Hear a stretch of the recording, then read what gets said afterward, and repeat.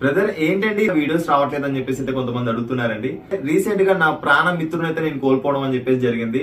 తను లేడు అన్న వార్త విన్న వెంటనే అప్పటి నుంచి నా మైండ్ అనేది బ్లాంక్ అయిపోయింది. అప్పటి నుంచి నా మైండ్ పని చేయడం అనేది ఆగిపోయింది. నిద్ర లేదు, ఆకలి లేదు, ఒక డిప్రెషన్ లాగా అని చెప్పేసి వెళ్ళిపోయాను. మరి ఎందుకు నాకు విషయాలు చెప్తున్నా అని చెప్పేసి మీరు అనుకోవచ్చు.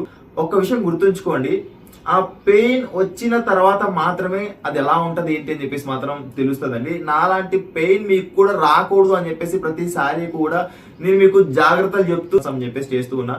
మీరు రోడ్డు మీదకి వెళ్తున్నారా, ఒక్క నిమిషం ముందు మీరు రోడ్డు మీదకి వెళ్ళిన వారు మరో సెకండ్ లో మీ ఇంటికి ఒక కాల్ వచ్చి మీ వారు ఇలా చనిపోయారు అని ఒక కాల్ రాగానే మీ ఫ్యామిలీ మొత్తం కొలాప్స్ అయిపోతుంది. వాళ్ళు ఒక రకమైన డిప్రెషన్ లోకి వెళ్ళిపోతారు. వాళ్ళు మేము తట్టుకోలేని స్టేజ్కి వెళ్ళిపోయి కొన్ని నెలలు, సంవత్సరాలు కూడా కోలుకోలేరండి. దయచేసి అర్థం చేసుకోండి. రోడ్డు మీదకి వెళ్తున్నారు అంటే సీట్ బెల్ట్ వేసుకోండి అండ్ హెల్మెట్ వేసుకొని సురక్షితంగా నా కోసం వెయిట్ చేసే వాళ్ళు ఉంటారని చెప్పేసి మాత్రం గుర్తు పెట్టుకొని ఇంటికి రండి ప్లీజ్.